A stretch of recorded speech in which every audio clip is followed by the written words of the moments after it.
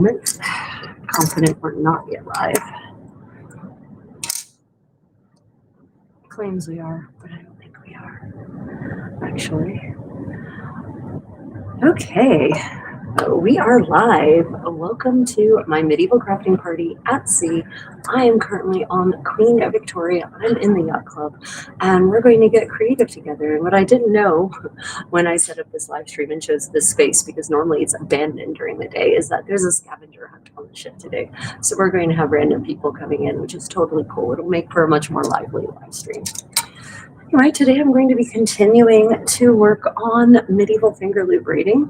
So we will be making more of these because for one outfit, for one medieval knight in the 15th century, you need dozens of these things. They are called points, right? And these are the laces.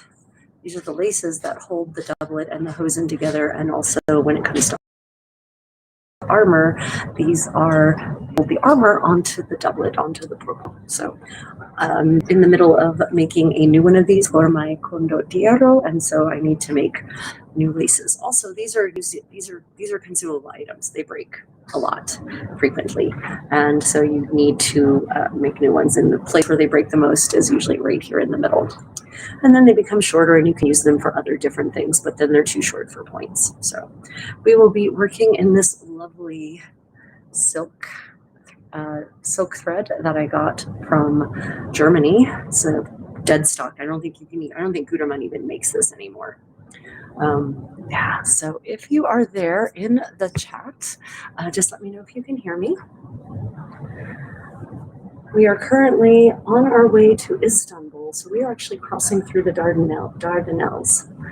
And we will be docking in Istanbul tomorrow morning. And tomorrow, I have an exciting live stream planned for you all. We plan to go to Topkapi Palace. We're going to shell out the ridiculous 55 euros per person and going to take you on a live stream tour of one of the most magnificent pieces of architecture to have survived from the Ottoman Empire, Topkapi Palace in Istanbul, which was built on the foundations of the Palace of the Eastern Roman Emperors, which was built on the foundation of the ancient Roman emperors when Constantine, built the city. Ancient Roman, depends on when you count ancient Roman. Anyway, there's been a palace on that site for a long time. So the first thing we're doing, of course, as always, is we are warping our thread. And there are different ways to do this. Some people use objects and coil or uncoil their thread around 2 points. That's what I do. Other people measure it out by hand. Other people have humans hold their arms up. I have no humans here at the moment, so I'm going to be using a set of points. In this case, this beautiful winged back armchair. Welcome, everyone. Hello, Ish. Nice to see you. Let me know if you can hear me, everyone. I haven't had anyone to help me do a sound check. So I am just setting up to do some medieval finger loop braiding. And that basically means that I'm using my fingers to braid loops made out of yarn, in this case silk thread. And there's at least 42 of these patterns that have survived from the Middle Ages, specifically the 15th century. The instructions for them have survived. The one we're doing today is really the most basic of them because it's a purely functional braid. It's a purely functional lace versus a lace that would be decorative. I basically need 5 bows, loops, as they were called in the 15th century English. We would call them loops now, but in the 15th century braiding manuals, they do not call this braiding, and they do not call these loops. They call this lace making in the 15th century in English, and they call the specific loops themselves are referred to as bows. Okay, so I have 1, 2, I got talking and stopped counting. 1, 2, 3, 4, 5th bow. So around the armchair we go. Now, if you're doing lace, what, as I said in the 15th century, they called lace making. If you warp your yarn this way by wrapping it around 2 objects, do not pull too tightly. You don't want it because you're, especially silk yarn, silk thread made of natural fibers, has a sort of natural elasticity to it. So if you pull on it, if you tug on it, then you will end up actually stretching it irregularly, and so your bows will end up being differing lengths, which you don't want. Ideally, you want your bows to be more or less exactly the same length. And so do not pull over much, do not over tighten your bows as you are looping, as you are warping them up. Is what this process is called, warping.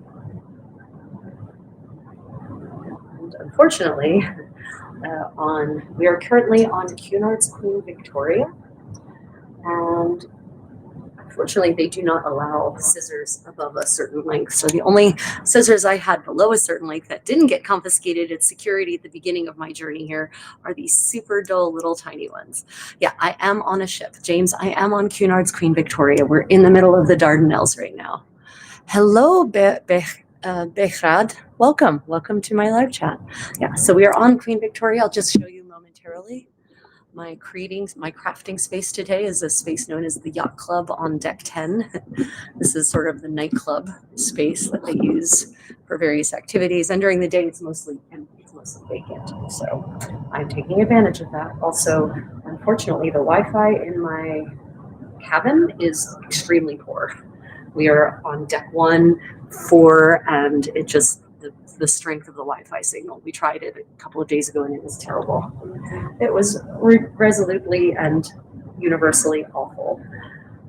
So I'm hoping, and it seems so far that it's true, that the Wi-Fi signal is way better here. So I am just now preparing my bows for this 5-bow braid. This is actually referred to in the original 15th century English source as a broad lace, a broda lace of 5 bows, a broad lace of 5 bows, pronounced in modern English.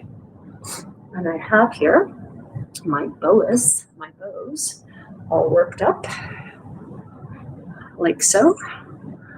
So you can see loops, as we would call them. I do not work here. I am a passenger.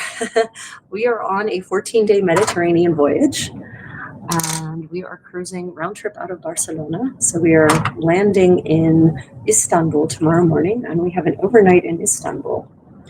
So it's a very, very lovely voyage so far. The Mediterranean has been as calm as a sleeping baby, as flat as a mirror. It has just been absolutely delightfully peaceful. Okay, so the next step of Fingerloop braiding, as we call it modernly, lace making in the 15th century, is that we have to anchor our bows.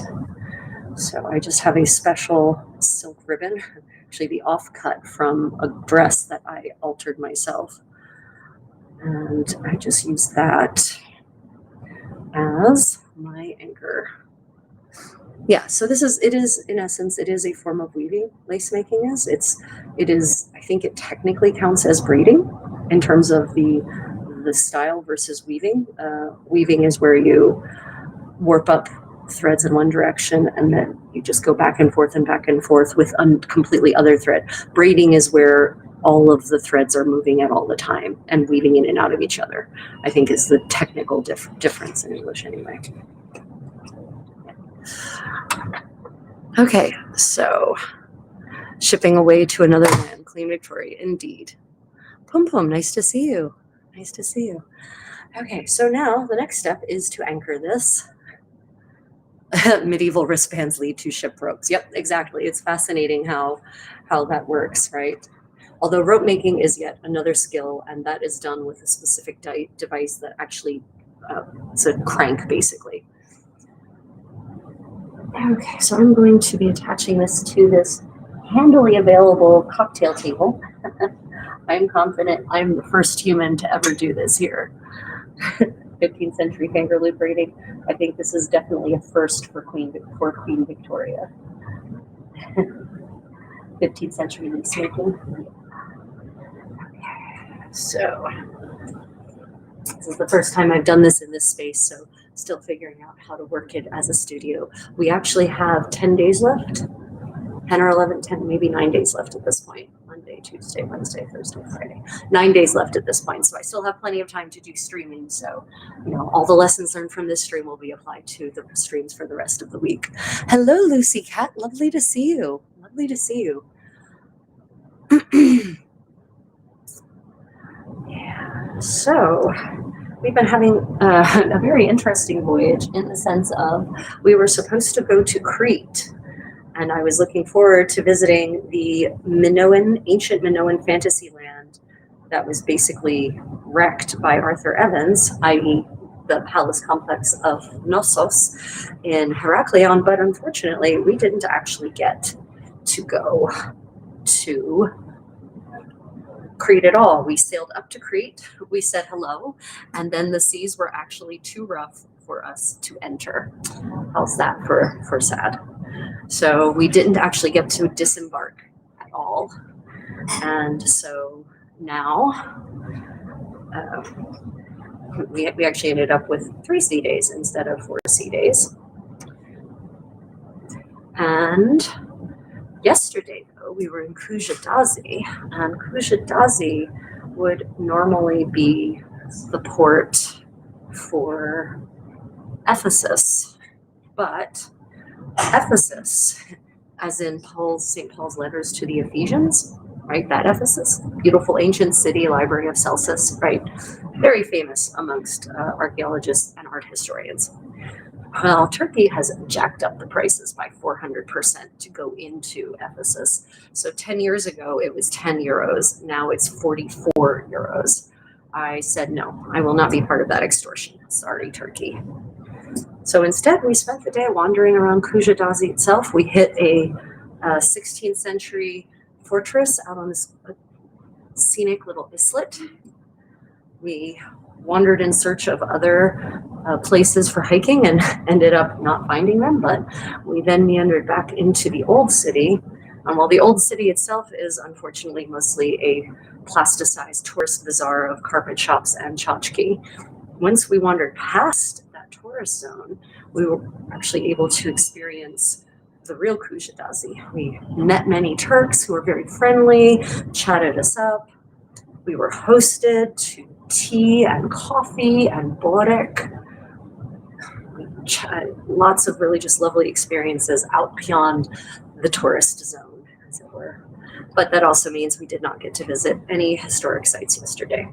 I mean, okay, we did. There was also the caravanserai and the castle. There was the caravanserai in Kujadazi, which is just such a hauntingly scenic building. It was built in the early 17th century as an inn in the port of Kujadazi by the then Grand Vizier of the Ottoman Empire. And it was restored in the 60s, I think the sign said. So it retains this beautiful, elegant 17th century Ottoman architecture with the pointed arches. You can tell that when restored is relatively speaking, they didn't fully restore it. I know that the original building, no doubt on the inside, was tiled in gorgeous azulejo tiles with sacred geometry and tulips and whatnot, but not all of that is gone, sadly.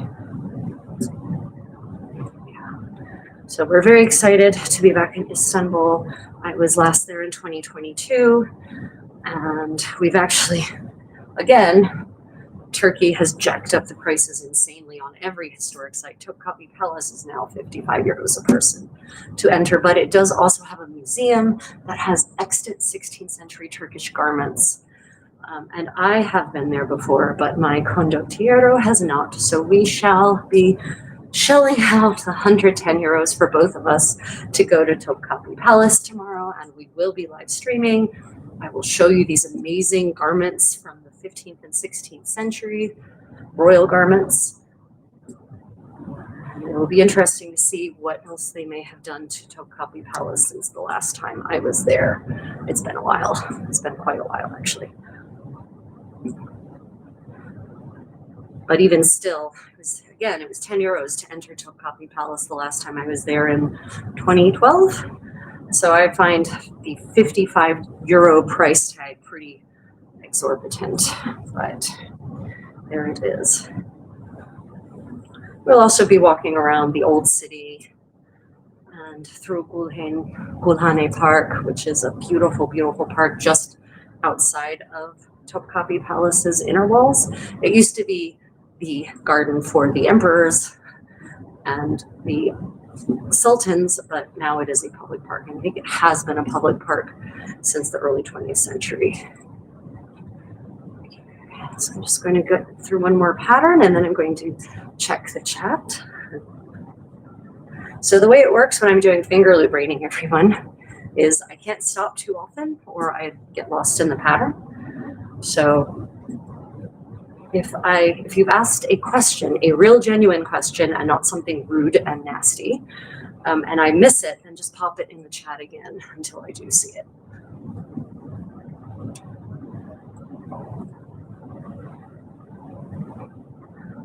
Okay, let's see.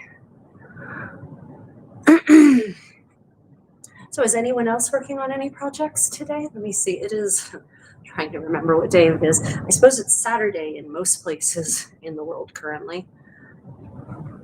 Maybe still Friday night in parts of the Americas. So is anyone else working on any projects? Does anyone have any plans for any sort of creative activity?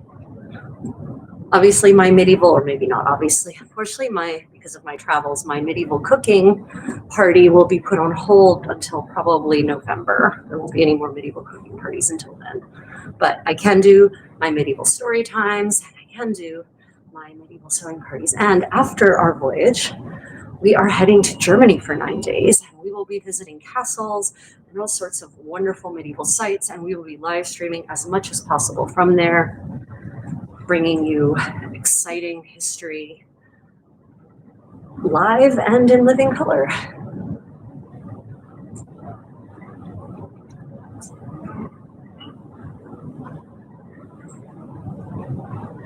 And for those who have never been to Turkey, one of the things you absolutely must try if you come here is Turkish coffee in Turkey. I know it's not medieval for Europe, but it's certainly medieval for the Middle East.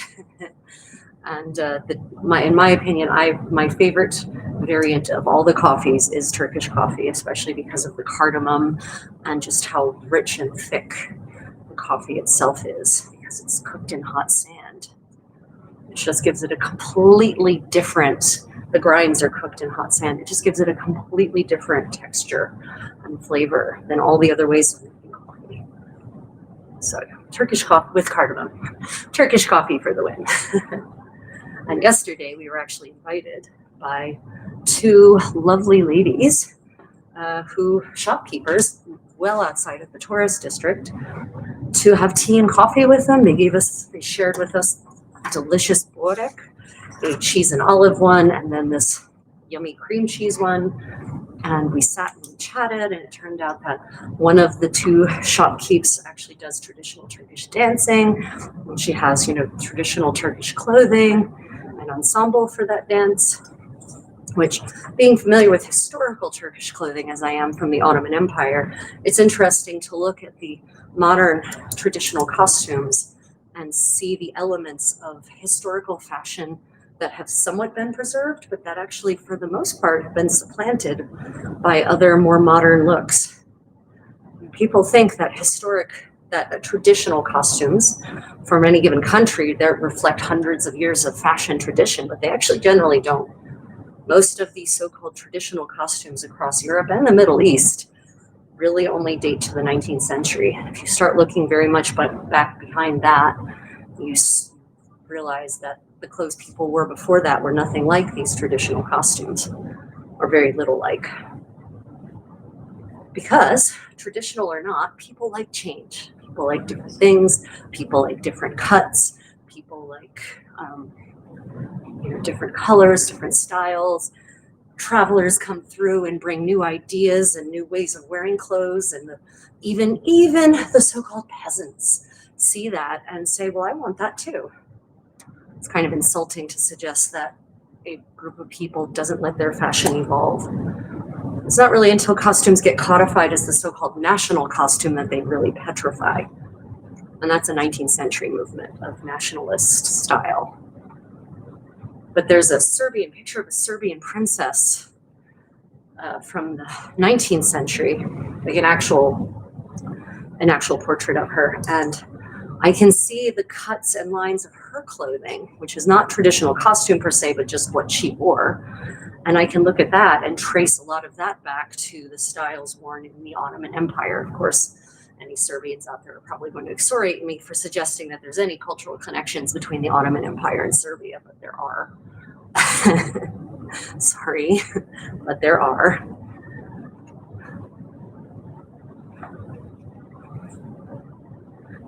Hanson, are you tracking the live stream on your device? Oh, I can do that now. Yeah, you can. No. Yeah, because then I don't have to stop what I'm doing to go and look at the live chat. We are not booked for the veranda today. There is no veranda lunch today. We are booked for the bamboo tonight at 6:30 if I'd like. I can change it. Because they've got venison and beef Wellington in the main dining room tonight. I didn't look, so I have no idea. Or is the veranda not open for lunch at all this week? Okay, what about tomorrow or the next day? I didn't ask. But we're booked for the 7th, the next Dardanelles, in the veranda. Right, which is our second segment. Hashtag Contessa World Problems. So for those just joining, I am doing what is called lace making in medieval English, in 15th century English. You might call it braiding, but that's not what it was called at all in the period from which this technique comes. And this is reconstructed directly from a 15th century manuscript. This is not a handed down, what I'm doing now is not a handed down version of the tradition. This is original to the 15th century. And I'm basically, I have 5 loops of silk thread and I'm using them, I'm braiding them into what will become a lace to lace up medieval garments. So what was the last thing you read? I don't know, a long time ago. Because you have people from the U.S., West Coast, Great Britain, 9 a.m., Berlin, Germany, Jenny from Scotland, American Board said, on my screen, there's nothing in your hands. It was trippy. I thought it was a glitch loop for a minute. There's nothing in, really? Somebody from Newcastle. Oh, Newcastle, nice. You're pretending there is no thread. And somebody from Thailand. Well, actually, so maybe my now present cameraman can maybe position the camera so you can see my hand, see that there is actually something in my hands. So normally when I do this, if I'm demonstrating for you all, I use thick yarn, but the thick yarn is actually not what I need for the final product. And today I'm actually making the product I need rather than just demonstrating a technique. So yeah, I know it looks like there's nothing in my hand and I'm just twitching all over the place, but really I am seriously making a 15th century broad lace of 5 boas. I promise, it's real. I'm not making it up. Yeah, so is anyone working on anything? Anyone creating anything? I mean, you're welcome to just watch me pretend to make a 15th century lace as some as you think I am. Somebody from Israel. My name is Pum Pum. Oh, I did get back to there. So yeah, you've gone far enough back now. And if you're interested in learning how to do this step by step, I do workshops. And I also actually on my YouTube channel have a tutorial that's about 21 minutes long. And it teaches you from beginning to end exactly and precisely how to do this. So yeah. Whew, smokers, man. They always smell so bad. So yeah, also because we are on a cruise ship heading towards Queen Victoria, specifically heading towards Istanbul. If you have any questions, I'll go ahead and allow it. If you have any questions about traveling, I'm an avid traveler and have lots of useful tips I can share with you. If you have questions about cruising, feel free to pop them in the chat. We've got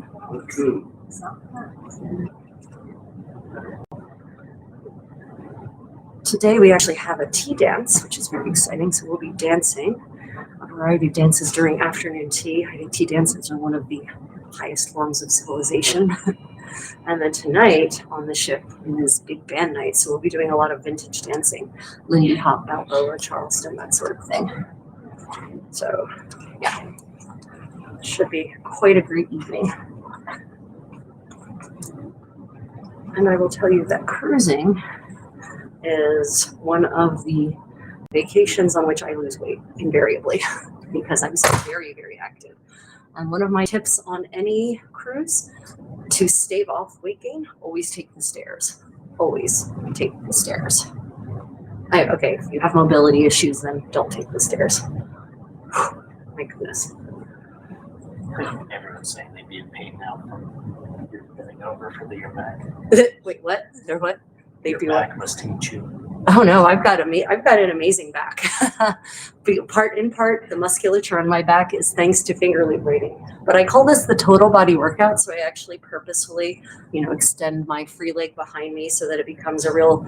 I call it finger lotties. This is medieval finger lotties. You can turn it into a total body experience and get that full workout that you want while creating something.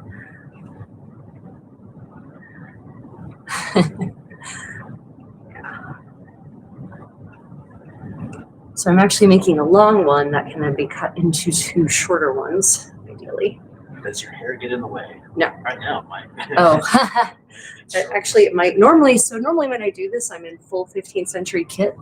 But I'll be honest, I didn't want to get all dressed up in 15th century kit and then find out that the Wi-Fi wasn't powerful enough for this live stream.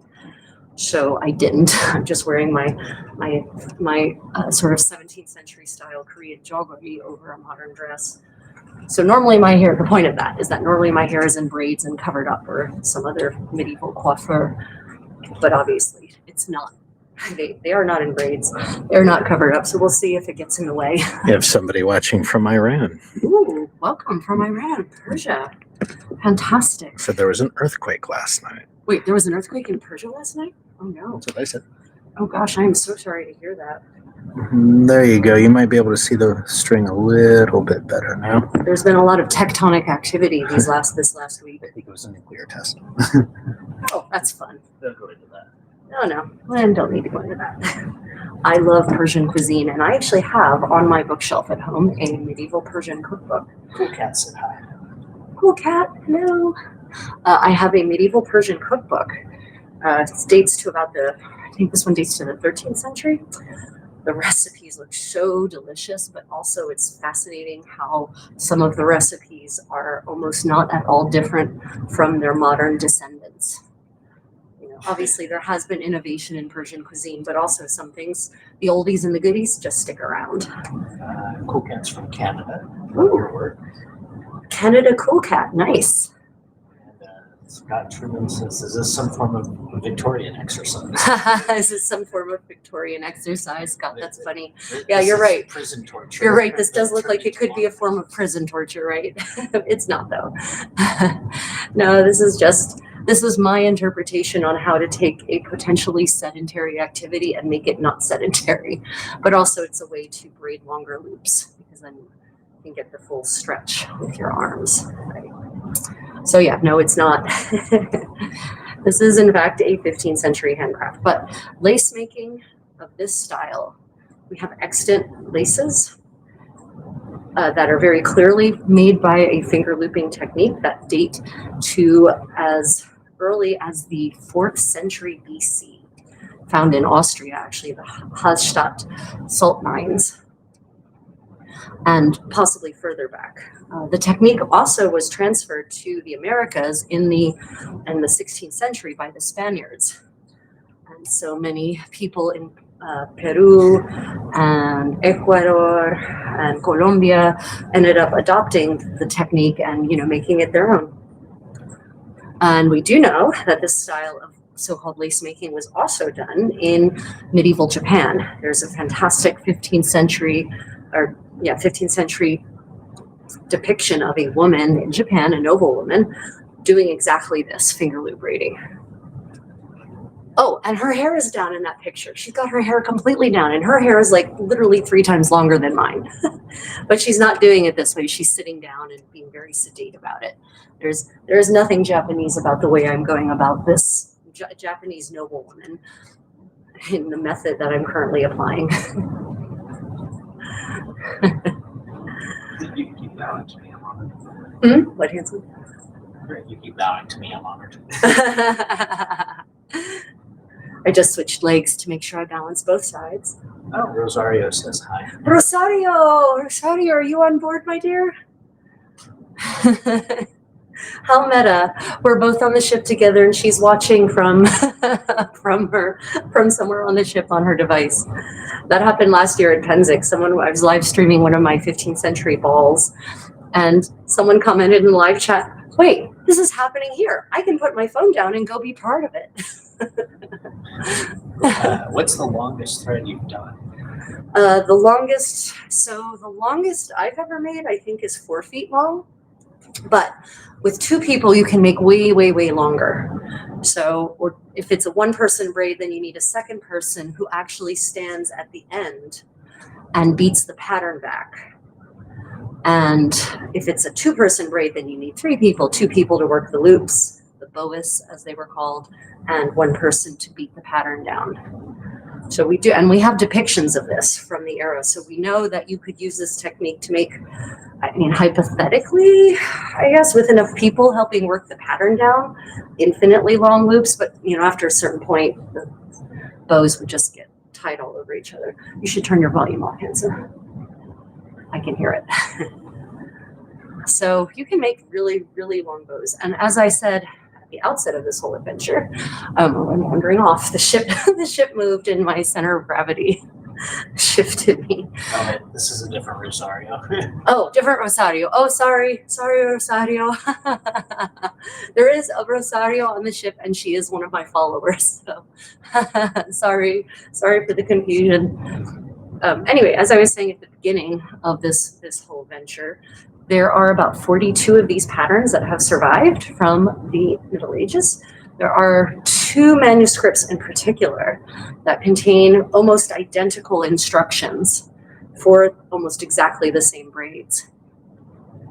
And one of them is actually a set of instructions contained in a book of secrets that belonged to Catherine Tolemacha, and I have a facsimile of the the lace making instructions from her manual, or from her book of secrets, at home. Not here, not with me. I should have brought it just to show you, but I didn't. It's not very many. Her instructions are very densely written, so they don't take up very many pages. Some music and it can be a dance. Yeah.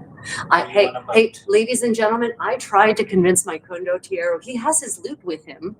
Everyone, he brought his lute. We hauled that lute all the way from Korea to freaking Barcelona, through Vietnam and Paris. And has he taken it out into a public space and played it? No.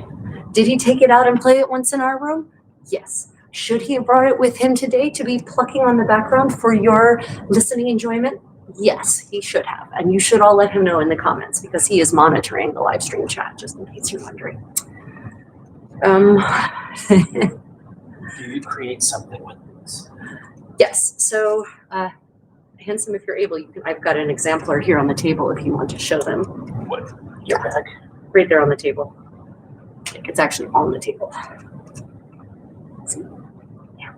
Well, okay. So this is what I'm making. This is what the final product will be. This is not a fancy one. I'm only working in 1 color. Oh, but there is a fancy one in the bag. Right there too. Yeah, the pink and pink one. Yeah, so this is a fancy version. The one we're about to show you would definitely be decorative. And that one is lovely, but that one is has like 37 steps to get through one repetition of the pattern. But do you use these to make anything? Oh, yes. So what these are this one in particular is going to actually be used to lace up garments, 15th century garments. So the brown one will be a practical item. And it can be used for men and women use them because almost all garments in the 15th century are actually laced shut. Some are buttoned shut. They're on a scavenger hunt, I do believe. What are you looking for?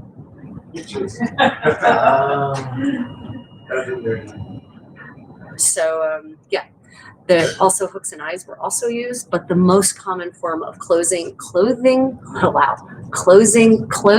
in Western Europe in the 15th century is laces, and also of attaching bits of clothing to other bits of clothing, or attaching harness, as it was called back then, armor, as most of modern people know it. These laces that I'm making now were used to attach armor to the arming garments, to the person's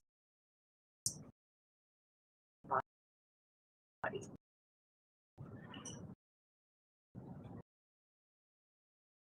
Next, they were also used to seal documents, because medieval documents would be official documents, proclamations and whatnot.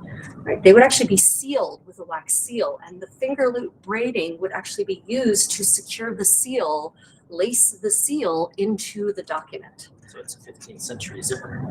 It is a 15th century zipper, yes. It is absolutely a 15th century zipper, 100%. And, in combination with lace holes. You don't actually work on the ship.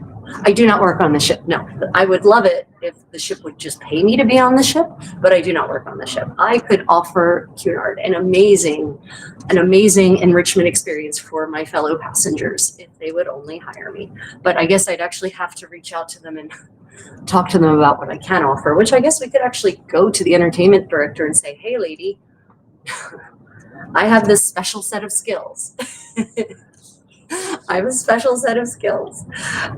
And you don't want to see me when I use my special set of skills.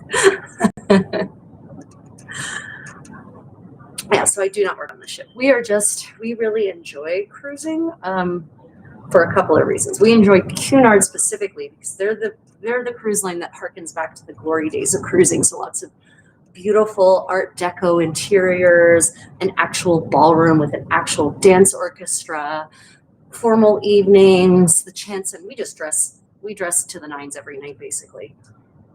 The cruising part I love because it's like a travel buffet. If you go to the right parts of the world, you end up just going from one historical port to another historic port to another historic port and getting to see history firsthand, which of course we also love. And of course, the other thing I love about travel is to get beyond, as I said, the tourist zones and meet and interact with people who actually live and work in those spaces. And we got to do that yesterday in Kujadazi. It was fantastic. Turkish, I will tell you, the citizens of Kujadazi were so friendly and welcoming. And I'm not talking about the people who were trying to sell us things. These people were not trying to sell us anything. Because in one case, it was a home appliance store. And they knew that we probably weren't going to buy a food processor to take on the ship with us. But from California says take care.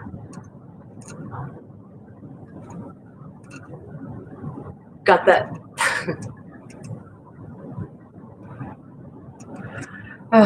Looks like you might have to block someone handsome. Yes. Yeah, it's all good. So one of these laces takes me for about, I would say, 3 feet of lace. It takes about 45 minutes total from the setup to the finished product. Honestly, the thing that really takes the longest is the actual setup, is warping your boas, your loops, as we call them now. That probably takes the longest, which is why it actually does make sense to work with 2 people, make really long loops, and then you only have that one setup. And in return for that one bit of that one setup effort, the product that yields is, massive and long. So you get more product per amount of time spent setting up. Of course, have we ever done that? No, we have never actually done the 2-person method. We should try that at one point. How many calories are you burning? How many calories am I burning? That's a good point. It's funny. Of course, I don't believe in any of that Fitbit nonsense, because it's not really general. It's, for the most part, they're not measuring any actual metabolic rate in your body. They're just measuring the amount of time that your wrist moves around. So I don't really trust any of that, but probably if I were to wear a Fitbit and Co, it would probably tell me I'm getting quite a workout. Just because it's calculating it, assuming that every motion of my wrist is some kind of amount of step. I will tell you though, I can work up a sweat doing this, especially if you add, if you add that graceful leg lift in the back, right? Really work it. And it's just a good way to keep moving.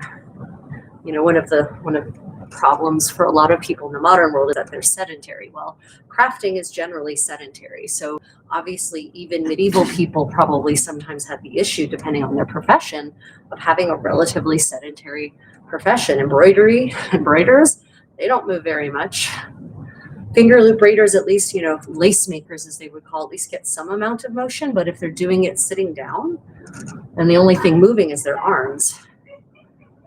Weavers, on the other hand, medieval weaving was a pretty total body experience.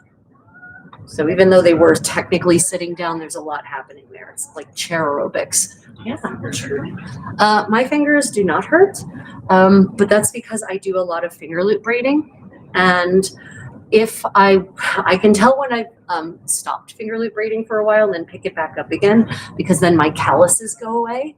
Because the reality is that, yes, when you first start doing this, if you're working with thin yarn, thin thread, the way I am right now, it's going to rub. You are probably going to get a blister or two. But if you keep doing it and just push through the pain, you will eventually develop calluses, and then it won't be a problem. If you're working in thicker yarn, softer yarn, it's obviously less of an issue. So yeah, but you will develop calluses. It's like any handcraft with repetitive motion. At first, when you start doing it, you probably get some blisters, and then eventually your body toughens up, literally, and then you stop getting blisters. Therefore, it is always very obvious to me when I have taken a protracted break from this craft, because then when I pick it back up again, yeah, if I go for a protracted period of time doing it, I will get blisters. That's your tweaking. I was doing 80s dance. this needs 80s dance music. Fantastic. Yes. I am on a ship. I am on Queen Victoria. It's one of Cunard's 4 queens. She has a glorious Art Deco feel. Handsome, if you are available, you could just show them the yacht club here anyway. I don't think they'll be able to see out the window really, because of the reflection, but we can try to show them the ocean through 3 layers of glass. We're actually on deck 10-4, and you would hardly know it. I miss the Mediterranean so much. She is such a generally calm sea. Nothing like the North Atlantic that tosses ships around like a dog with a chew Here, toy. I'm going to show them the braid as well. Yeah. Oh, look. So this is the product. I don't know if you can actually see it. This is a lace of 5 boas, as it would have been called back then. And as I said, it's not one of the fancy ones. Go ahead, for those of you just joining, we'll go ahead and show you, now that I have my assistant here, I'll go ahead and have him show you again an example of one of these so-called fancy laces. And you can sort of see by looking at this one, this is a lace indented. You can actually see how that resulted in, how that would ultimately turn into what we call modern lace, bobbin lace. You can see the patterns there. And that's why I've given this lecture before. I'll give it again. That is why this was the first lace making. This thing that I'm doing now, this is the thing that was originally called lace making. It comes from the old French word to close something up. And so it referred to the object, the lace, that was used to close up the garments. And we still use that word to this day in English, shoelaces, right? Did you ever wonder why shoelaces aren't lacy?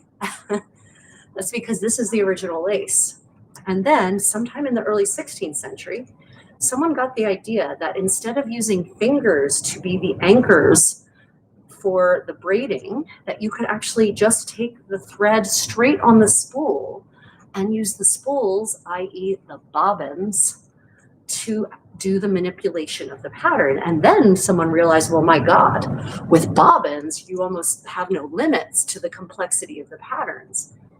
And so what used to be relatively simple in terms of patterns, when you were using fingers to do it, became insanely complicated. And so the word lace came to be associated in English with the really complicated white, braided patterns that we now call lace. And in the meanwhile, the finger version of lacing sort of it fell out of popular use, it fell out of fashionable use. It possibly continued in sort of more rural circles or less elite circles. And so the original meaning was more or less forgotten, or the original form was more or less forgotten. And the term lace came to take on an entirely different and very specific visual pattern.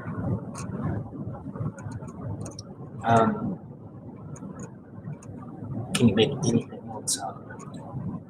Oh yeah, so can you use it to make other things? Absolutely. So for instance, I have made and will be making again a kind of head covering called a cuffia, or a reta actually, a reta in 15th century Italy. It's like this cute little net that you wear on your head, right? You've seen it, if you have ever seen the Ghirlandaio frescoes in the Cappella Maggiore in Santa Maria Novella, then you will see that one of the young ladies, the youngest of the ladies depicted there, she has her hair in a braid down her back, in a ponytail down her back, and on the top of her head is a little net-like thing. It's sort of flashing gold in the fresco. That's called a reta. And one of my theories is that they could be made out of the Fingerloop braiding laces. So yes, I use them to make those beautiful little net objects. You can also, if you use thick yarn for this, and we have, you can actually make a belt out of it. Not a refined belt if it's very thick yarn, mind you, but a belt that I could certainly see, a woman out in, sort of in the lower ranks of society using, instead of the more expensive belts woven by, narrow-wear makers. Javed says hi. Who says hi? Javed. Javed. Hello, everyone. Welcome to Queen Victoria in the Dardanelles en route to Istanbul, where we shall be tomorrow. Glenn says, so beautiful. James, that's not her area of expertise, carving granite. Yeah, what's the question? You understand labor. What is your take on stones weighing 80 tons carved in granite? I mean, James, you're talking about monoliths such as those made under Ramses the Great in Egypt? You mentioned Lebanon here. Or Lebanon. I mean, oh yeah, there are some. Yes. Okay. So yes, there are also Cambyses. No easier way to do that. Is there what? No easier way to do that. I mean, you can sit down and do it. I'm purposely. Let me be honest. Everyone, one of my charms is that I'm high energy, and so I basically I add high energy versions, high impact additions to almost every activity I undertake. Like I will hand sew standing up. So you can absolutely sit and do this very calmly, right? You don't have to, this is my minimal effort version, right? See, nothing moving. So yeah, there is certainly a physically easier version, but why would I want to do that when I can, turn it into an exercise, into a workout, while also crafting something? And especially, if you consider doing this, if one is doing this professionally and you're literally doing this for 8 to 10 hours a day, and you're just sitting doing this, your derriere is going to go numb eventually, and you're going to grow very stiff. Your joints are going to start deteriorating. Your muscles are going to start atrophying. So, if you were to do this at a professional rate, which that's silk women, there were silk women in the Middle Ages whose only product was these laces. So I would imagine they also eventually decided they would rather do it standing up than sitting down. But yeah, you could do this sitting down. You could attach it to your toe. In fact, many people do. And I think in Japan, the typical method was to attach it to one's toe. And I think I read somewhere that it was originally called toe braiding because you did attach it to your toe. You anchored it to your toe. But I haven't done any kind of real research into that claim to ascertain whether that's apocryphal or historical. So if there are any Japanese historians out there and you know for a fact that in medieval Japan this was called toe braiding, let me know. And also what your source for that knowledge is. And also, if you would like to hear my condottiero provide some lovely background lute music on our next live stream, you should let me know in the comments because he's reading the comments and he needs to be encouraged. He is still a growing lute player, but even him just sort of plucking away and practicing, I think still adds a lovely ambiance. Oh, look at that. No comments. Look at that, no comments. Listen to you, cheeky boy. I realized why I had stopped notating last time. I need 6 lines. This one is 5 lines. So I have to draw the 6th line. Oh. So I need a ruler. You need a ruler. What about the book? I probably could use a book. But I want a pencil to draw that line so I don't screw it up. Look at that. Still no comments. Still no comments. Listen to you. Yes. So in terms of other projects I have underway at the moment, I am working on my new Not a Hennin, and I'll probably work on that in the next medieval crafting or medieval sewing party live stream. The Not a Hennin, the pointed cap that everyone calls the medieval princess hat, but it wasn't just for princesses. Yeah, it wasn't called a hennin either in the Middle Ages. In French, it was called an ouateur or a grande corne. In English, it was called a turret or a mitre, as far as we can tell, and maybe possibly also occasionally referred to by the general term of bonnet, which was the 15th century word for hat, and it referred to hats for men and women. So not what we modernly understand of hat. I'll be right back. Not what we modernly envision when we hear or say the word bonnet. So I'm working on a new one, and the initial form will be rather simple, but I'm going to be working on a purled cover to go over top of it. That will be very elaborate indeed. But the new one that I need, because the last one got destroyed by luggage gorilla handlers, or gorilla luggage handlers. So I just need a new one because I have a 15th century living history event at the end of this month. And I would like to have my turret for that event. So we're actually getting pretty close. And I basically started this from scratch when this live stream started. And we are now at 52 minutes. Yeah. We're at 52 minutes. So obviously, I've occasionally stopped to chat with you, and that may have slowed me down a little bit. But otherwise, you're about to see, I feel like it'll probably have been an hour from end to end. So you can kind of get an idea about how medieval products had a different value just because of the time it took to make them. When you don't have machinery to produce the product, it takes time. And even though labor was certainly less expensive in many cases than it is now, it wasn't free. That's another myth about the Middle Ages. There were no, with the exception of a very brief period when serfdom was actually a thing, and serfdom was neither as widespread nor as long-lasting as people think it was in medieval Europe. With the exception of places where they had serfs, everyone got paid. Everyone got paid.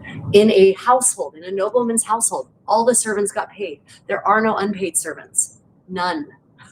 Zero. Zilch. Not in Western Europe. Even in Italy, where they have slaves. And by the way, slavery in Italy is not necessarily based on your skin tone. Even where they have slaves in Italy, those slaves still get forms of payment. Right? So it's just people were paid. And so, yes, laborers may have earned less than a modern laborer would now. The materials were certainly the most expensive component in most cases. Laborers still made money. They made a living. And for the most part, most laborers made a living good enough to live comfortably in the sense of they didn't die of malnutrition or exposure. That level of poverty really comes about as a consequence of the Reformation and then the Industrial Revolution.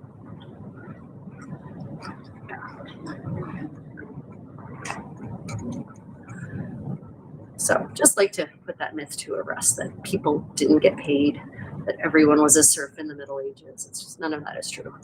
And another in a series of comments lately that have been very interesting for me to read made me realize that people also think the Middle Ages in Europe was lawless. It was not. Not at all. There are outlaws, there are people breaking the law, but very often they get caught and punished severely, including the nobility, by the way. There's this book that I recently added to my library called Pardon Letters, very thrillingly and scintillatingly entitled Pardon Letters in the Duchy of Burgundy in the 15th century. And as dull as that title sounds, these letters are fascinating because pardon letters were only issued to people who had committed grievous, heinous acts. Those are the only people who needed pardon letters. And one of these, so they're all revealing in terms of kinds of crimes that people at the upper end of society committed. Because for the most part, the Duke is only pardoning, the upper level, the upper echelons of society. So there's one young noblewoman who apparently fell in lust with a commoner, not even a noble, not even a low gentry, a commoner. And they did what stupid kids do, and she stupidly got pregnant. And she, of course, because this was in the 1440s, she managed to hide her pregnancy because the garments were high-waisted in that era, and it was easy to get away with that. She hid it, and up to and including after the birth, no one knew she was pregnant. She happened to give birth in secret. She apparently held on to the infant for a day, and then she decided that she did not want her life to be ruined, and she panicked, and she sadly, trigger warning, killed the baby and tossed it in the moat, and then left. Well, apparently not familiar with how anatomy works and how the human body works after it starts decomposing, the poor little corpse floated to the surface of the moat, and of course it was discovered. And they managed to figure out that it was she, right? They figured out that she was the perpetrator, and she was arrested and she was interrogated. Apparently she didn't even need to torture her because she felt so badly about it that she just confessed. And so the Duke actually issued her a letter of pardon. And this is really funny because he issues her this letter of pardon, and the letter says, out of the Duke's great and unending and infinite mercy and grace, he hereby pardons her, provided that she go and enter into a cloistered life for the duration of her existence, and also that she forfeit all titles and lands and rents and sources of income to which she would be entitled as the wealthy heiress that she was to the Duke, with the exception of one property that she would be allowed to use for her source of income to live in the convent for the rest of her life. Very generous of the Duke to pardon her in exchange for all of her titles and lands. Very generous. But my point is that it was not a lawless era. It just wasn't.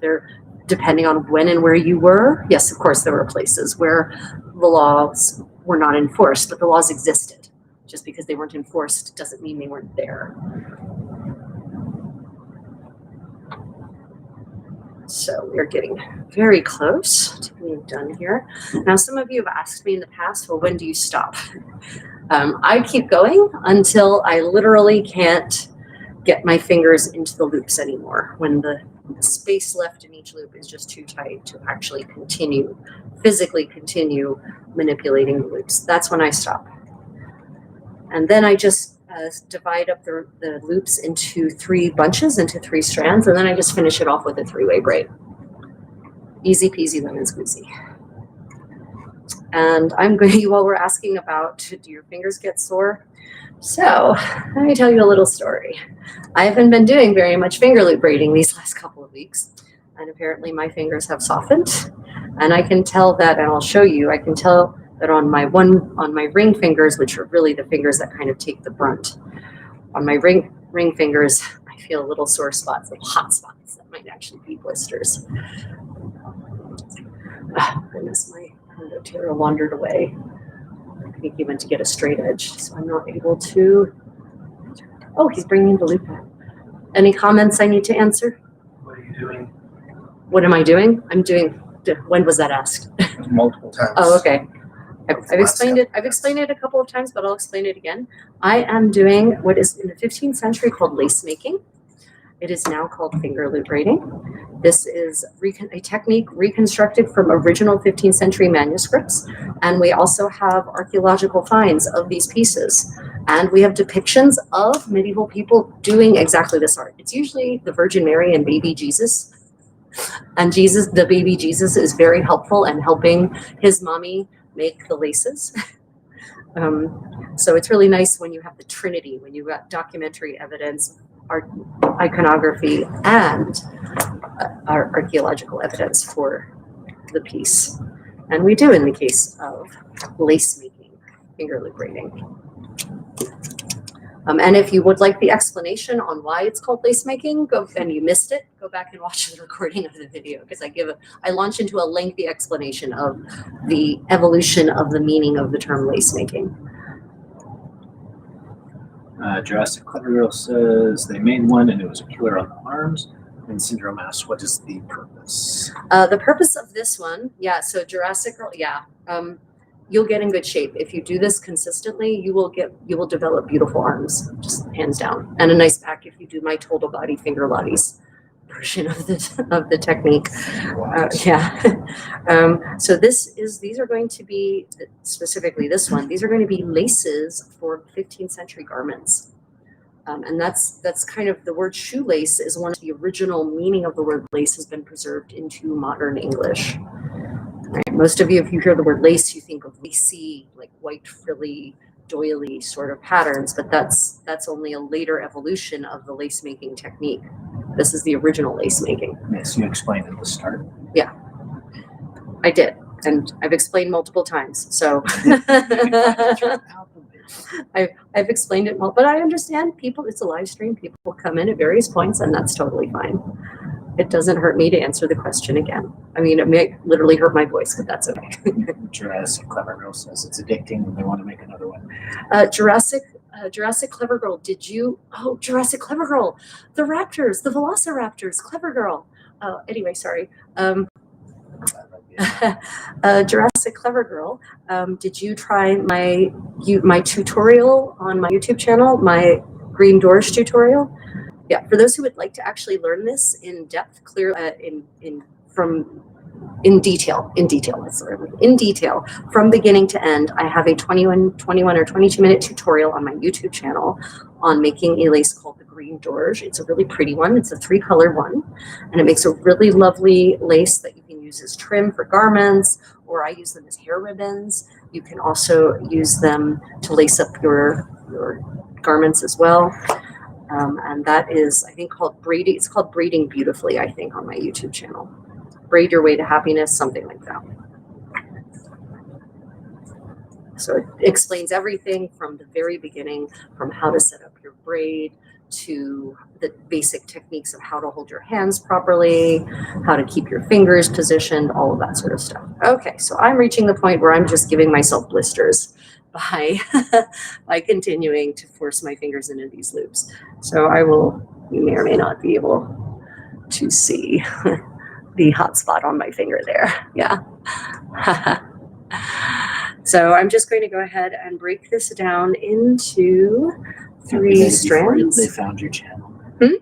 They had made their braid before they. Okay. Well, no problem, Jurassic Liver. Like, check out my tutorial because it might be a different kind of braid.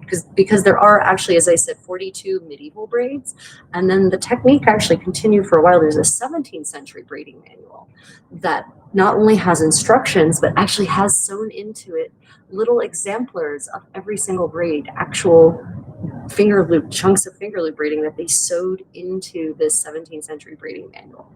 So if you're not caring so much about it being a medieval lace, there is a 17th century lace making manual that has all of the medieval laces plus some, and I think it's got some 3 and 4 person laces as well. So imagine having 3 or 4 people actually working at the same time, passing the lace, the loops, the bows back and forth. Also, we've done a bunch of live streams with different finger loop braiding patterns. About 6 months ago, I think it's been at this point. I can't believe it, but there it is. We actually did demonstrate some 2-person patterns on some of the medieval sewing party live streams. Yeah. Oh, thank you, Mary. I really appreciate that. Thank you for that lovely compliment. Okay, I'm just putting a little knot at the end here. So what I do to finish my braids is I just divide the strands into 3 groups of 3 strand groupings of 3, and then I just do a regular 3-strand braid, and then I just pop a knot, an easy to do single half knot on the end, because this is going to get cut up into pieces and the ends are going to be put pointed.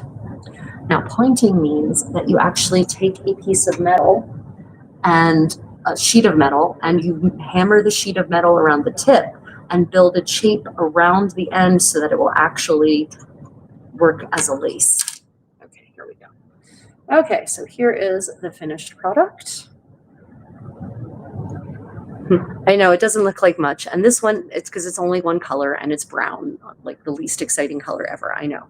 But this will be used to lace up garments, and we will get 2 laces out of this, basically. Oh, thank you, Bertus. That's really kind of you. Wow. I think that's South African. Zara is South African. Really appreciate that. Thank you, Bertus. Yeah. Hello from Montana. Wow, it is the middle of the night, or maybe not. No, I don't know what time zone it is. It's very early in the morning or middle of the night in Montana. Yeah, so this is the finished product, and I will probably iron it out because the finger loop braiding process puts a lot of tension on it, so it kind of tends to curl in on itself. You can kind of see there, and you can just iron it open and make it really nice and flat. No problem. Easy peasy lemon squeezy. Yeah. So, yeah. And just for those who are wondering, that's the plain one, and I'll show you again. This is a fancy one. This is called a lace indented, and each pattern, so if this is like between my fingers, there is one pattern. Each pattern takes 37 steps. So it's quite an intricate one, but it makes a really pretty trim. And you actually see this on 15th century artwork in Florence specifically. The portraits, if you look at the portraits of ladies from like the 1480s, 1490s, I'm thinking specifically Ghirlandaio and Botticelli, you can actually see exactly this pattern on the neckline of their gamore. So this is 100% documentable as dress trim in the 15th century to beautify your gown. Right? Yeah. I'm from New Mexico. I'm from St. John, New Brunswick. Oh, hippie cowgirl, thank you so much. Welcome to my channel. I'm the Creative Contessa. Normally I'm in medieval kit, but we are currently on Queen Victoria, en route to the Dardanelles. Queen Victoria is through the Dardanelles. We're transiting through the Dardanelles en route to Istanbul. And I wasn't certain whether we would actually have powerful enough Wi-Fi for this stream, and I didn't want to get all dressed up if it wasn't actually going to work, but it worked. So maybe for the next one, I'll actually go ahead and put on my 15th century kit for you. Otherwise, I'm wearing my 17th century Korean joggery over a completely modern dress. But yeah, the substance is still there. So if you're interested in learning this technique step by step, no problem. I do have a tutorial on my YouTube channel, a 22-minute one that will show you how to make a really pretty 3-color one called a green dorsch. And on a bunch of the live streams, I've demonstrated other techniques for this as well. If you go back through my now extensive catalog of live stream recordings. Okay, what time is it? We are getting on towards 11:49. Okay. We have a couple of minutes before the class starts. Oh, yes. Oh, so everyone, exciting for me. You all know I also do historical dance, right? I've got tons of medieval dance videos on my YouTube channel, tutorials and performances and whatnot. So if you want to go literally watch us stepping back in time, you can do that if you check out my catalog of shorts and recordings. Also have tutorials. We also do vintage dance. So we do Lindy Hop, Balboa, Charleston, etc. And today on the shift, they're actually offering a soft shoe tap dance class. I've never done tap dance before. It's free, so I think we're definitely going to go try that out. I'm very excited to add a new old-ish technique because tap dancing has been around for 120 years at least at this point, no doubt longer. But From Georgia. Yeah. I'm assuming the state. Yeah, I'm assuming the state. Hello. From Georgia, the state, not the country. I don't know, try on Georgia. Yeah, try on Georgia. Yeah, that definitely sounds much more like the United States Georgia and not former Soviet state Georgia. Yeah. Otherwise, tomorrow we are going to Istanbul, and we are going to be doing a live stream tour, hopefully, as long as the internet gods are with us, of Topkapi Palace, which was the palace. What? U.S. Georgia. U.S. Georgia, yeah. Must stream the tap dance. Must stream the tap dance experience. I don't think we can do that one. We'll see. We'll see what we can do. We'll see what we can do. Yeah, the tap dance experience would be easy. Maybe we'll just straight up record it and post the recording. We can do that anyway. We'll see what we can do. We'll see what we can do in that regard. Yeah. Oh, thank you. Appreciate that. Yeah. Actually, I mean, yeah, she definitely has Titanic vibes, right? And that's on purpose. When they designed these ships, Queen Victoria, Queen Elizabeth, Queen Mary, they definitely were looking at ships from that era. They were looking at Art Deco, they were looking at Art Nouveau, and that's one of the reasons we love these ships, because it really does feel like you're stepping back into a very elegant era. If you're interested in our cruising and travel adventures, I do have a travel channel too, Travels with the Creative Contessa. And most of our streaming for those, travel related stuff is done on that channel and our travel related content. YouTube doesn't reward omnibus channels. It punishes them, in fact. So I've had to separate my travel content out from my medieval creative stuff content. Yeah. Good eyes. That is a Korean joggery. Thank you. You are correct. This is a joggery. But the dress is just modern. Oh, you just showed them. Yeah. Yeah. Thank you. Thank you so much. Are there any questions, anyone, before we part ways for the nonce? Make sure to like and subscribe. And I appreciate all of you who've left super chats. I'd like to thank my patrons and my channel members for your continued support of our creative endeavors, of my ability to share both creativity and learning and knowledge with you, with my usual flair. I thank all of you who are part of my community, who participate in the live chat, ask great questions, and leave comments. I appreciate all of you, really. It's been a beautiful journey together, building this wonderful community of creativity. So if you had any questions and I didn't answer them before the live stream ends, then pop them in the comments and we will respond.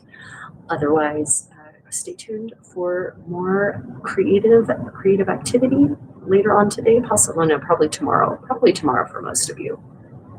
We'll see about live streaming the soft shoe tap dancing. We may or may not be able to. It depends on how cool it is. Yeah. Okay, everyone. Otherwise, until next time, may your adventures be creative and unexpected. Bye, everyone.